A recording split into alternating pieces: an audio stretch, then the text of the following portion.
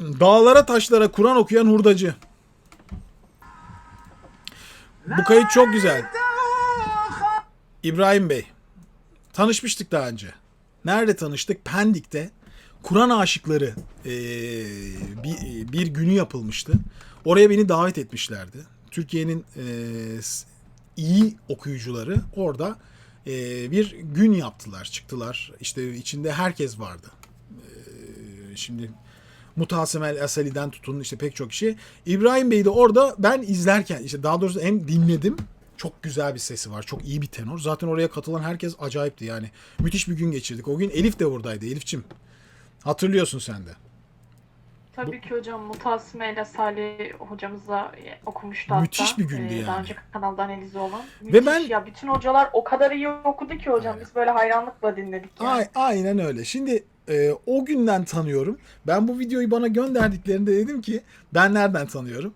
Tanıyorum. Şimdi nerede okuduğunu da öğrendim. Bu Kartepe'de. Kocaeli Kartepe'de böyle bir vadi varmış. Ya korona olmayaydı da gideydim. Neyse kısmet. Gideriz belki. Bismillahirrahmanirrahim. Yani doğal reverb ve doğal delay var. Doğal. Ne kadar güzel bir şey yani. Hani kararında değil mi? Dağların reverb'ü. لو أنزلنا هذا القرآن.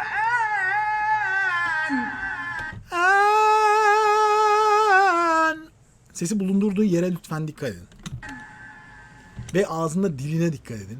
Ağız açıklığının pozisyonuna, şekline dikkat edin. لو أنزلنا هذا القرآن على جبل لرأيته خاشعا. Çok lezzetli değil mi ya? Bilmiyorum ama ses tuttuğu yer, temizliği, rahatlığı. Bir kere okurken de rahat bir yer tutturmuş. Herhangi bir yırtınma, boğazında böyle burada damarların çıkması, bunları görmüyorsunuz değil mi? Doğal tenor, doğal bir tenor ve sesini kullanmasını da çok iyi biliyor. Rahat kullanıyor. Daha önceden büyük bir eğitimi yok İbrahim Bey. Ben kendisiyle tanıştığımda söylemişti. Yani işte orada çalışan bir kişi yani bir hani tam olarak Kur'an sevdalısı diyebileceğimiz dışarıdan her şeyi öğrenmiş bir kişi ama okuma pozisyonu çok doğru. Tertemiz. لرأيته خاشعا متصدعا من خشية الله. Ya tuttuğu yer tamamen kafa bölgesi çocuklar. Yani göğüs, ağız içi, kafa bölgesi. 3 tane çok basit anlatabilirim size. Bu bölge kafa sesi olarak şimdi 3 tane temel ses geçiş noktası anlatayım sizlere. Kalın seslerimizin tamamına göğüs sesi diyoruz.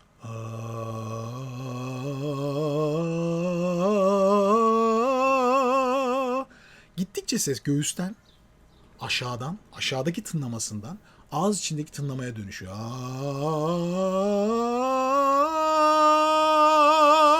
Bunlara orta pozisyonlar diyoruz zaten. Doğal olarak ses eğer kafa içinde bir boşlukta yer bulamazsa arkada kalır ve çıkmaz. Eğer bir yer bulursa da yukarı bölgede kubbede yerleşir. Bizim kubbe dediğimiz bir cami kubbesi gibidir ağzımızın içi. Tavanda tınlatırsınız sesi yani. Ve bunu yaparken de çok basit teknik. Geriye almadan, bastırmadan, nefesi normal üflersiniz. Herhangi bir zorlanma olmadan. İbrahim Bey'in bütün yaptığı bu. Bu kadar basit aslında ama bu kadar basit olan şey kolay değil aslında. Aslındanın aslındası.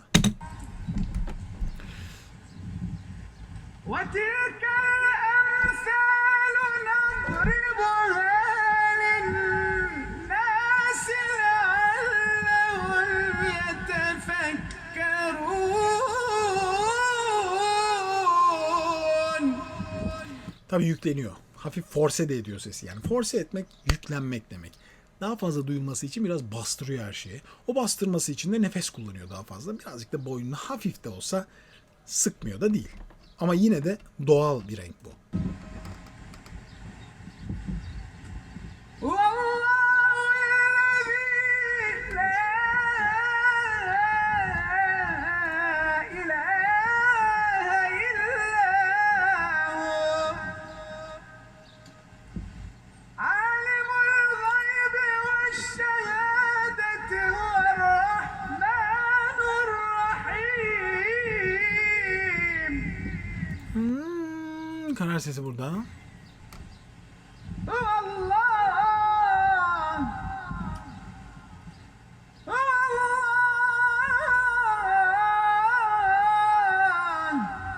Aslında çok yüklenerek okuyor. Sesini bir yerde yoracak şekilde okuyor ama o çarpmaları o kadar naif yapıyor ki siz onları anlamıyorsunuz. Ama sesi aslında yoracak güçte giriyor. Yani bir tık daha geriden gelirse. Bakın burada. هو الله Bu değil. Şimdi. هو الله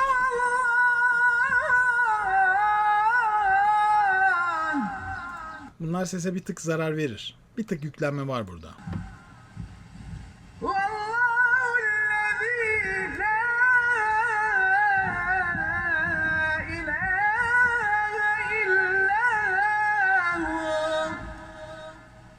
Ama ses rengi çok güzel değil mi ya? Bilmiyorum. الملك القدوس Burada ses boğaza gitmeye başladı. İşte o yüklenmelerin sonunda bir tık aşağısı açıldı. Burada gırtlağı sürtmeyi beğenmedim açıkçası. Doğru bir şey değil ama burada bir farklı bir şeyi de size göstermeye çalışıyor. Şu ama U açıldığı anda aşağı doğru düştü. السلام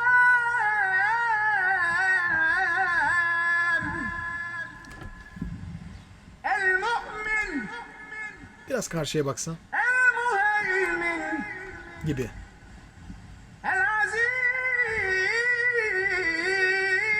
العزيز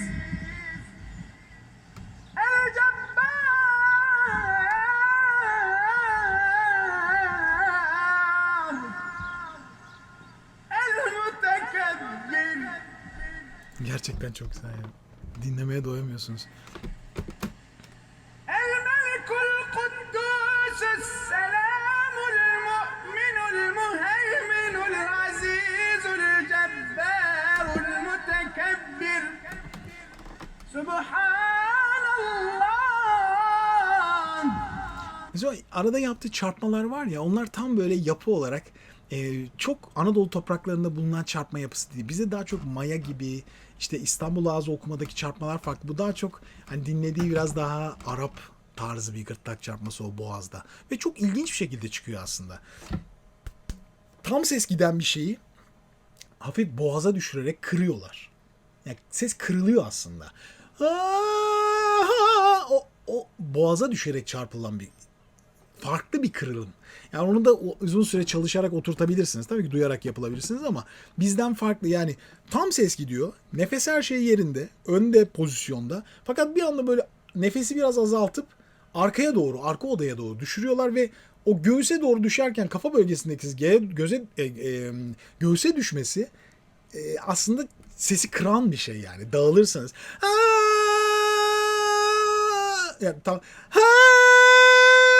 ben de öyle alışmışım, kafadan geçemiyorum aşağı. Kafadasınız. Buraya düşecek gibi düşünün. Kırılırken o arada gibi bir çarpma geliyor ve farklı bir çarpma, özel bir çarpma. Bu yörede değil ama. Burada pek olmayan şeyler.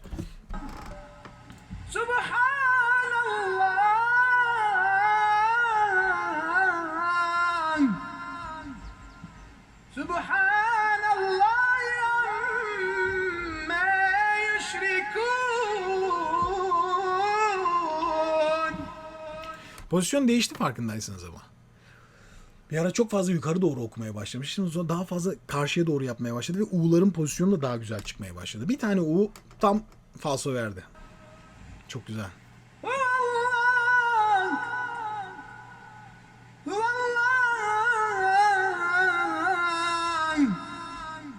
Bir başkasına bunları yaptırmaya kalksanız mesela bu teknikleri, bu pozisyonu oturtmak çok kolay olmayabilir. Fakat çok doğal bir tenor. Çok rahat bir şekilde bu tiz sesler, bakın, zaman zaman gülümseyerek, zaman zaman tam açarak çok rahat çıkıyor sesler. Çok rahat. O nedenle genel olarak ben hep söylüyorum. Bir kişi sesini çalışarak geliştirebilir. Ama doğal becerisini keşfetmesi onun okumasını sonsuz yapar. Sonsuz bir süre açar. Birine benzeyerek okumaya başladığınız zaman, yani kendinizde olmayan bir şeyi buraya giydirmeye çalıştığınız zaman daha zorlanıyor insan. Şimdi İbrahim Bey'in güzelliği kendi okuma stilinde okuyor. Kendi ne kadar rahat okuyabiliyorsa onu zorlamış. Onun haricinde bir şey yapmamış kendi sesine. Doğrusu da bu. والله الخالق البارئ المصور له الأسماء الحسنى يسبح له ما في السماوات والأرض وهو العزيز الحكيم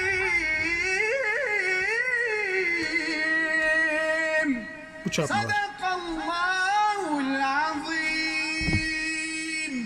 Şimdi burada yanıltıcı bir tek şey var, onu da söylemem lazım. Bu tiz sesle okuyorlar ya. Şimdi bu tiz sesle okuma belki aslında daha koyu bir renkte, daha pes bir renkte okunduğunda daha fazla da tınlayabilir. Çünkü hani dalga boylarıyla işte Ayasofya kaydında da hatırlayın yani.